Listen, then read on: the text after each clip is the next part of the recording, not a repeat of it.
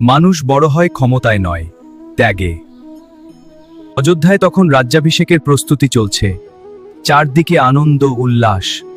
কিন্তু নিয়তি অন্য কিছু লিখে রেখেছিল। কৈকেয়ীর 2 বর, রামকে 14 বছরের বনবাস, ভরতকে রাজ্য। রাজা দশরথ ভেঙে পড়লেন, কিন্তু রাম শান্ত। বাবার কথা পালন করাই আমার ধর্ম, রাজ্য নয়, কর্তব্যই বড়। সীতা বনবাসে যাওয়ার সিদ্ধান্ত নিলেন হোম। লক্ষ্মণও পাশে দাঁড়। 3 জন বেরিয়ে পড়লেন অজানার পথে। অযোধ্যা কাঁদছিল। মানুষ বুঝল এ শুধু রাজপুত্র নয়, দেবমানব। বনের কঠিন জীবন, আশ্রমে আশ্রমে ঘুরে বেড়ানো, তবুও রামের মুখে অভিযোগ নেই। তিনি কাউকে দোষ দেননি, গ্রহণ করেছেন ভাগ্য। এইটাই আসল শক্তি। বনেও রামরাজাই ছিলেন আচরণে। পশু পাখিও তাকে ভালোবাসত, কারণ রাম ছিলেন করুণাময়।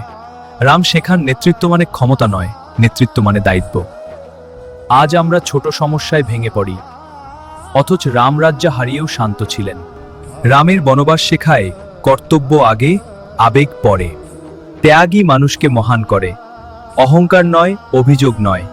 আজ যদি আমরা রামের আদর্শ মানি, সমাজ বদলাবে, পরিবার শান্ত হবে, জীবন সুন্দর হবে।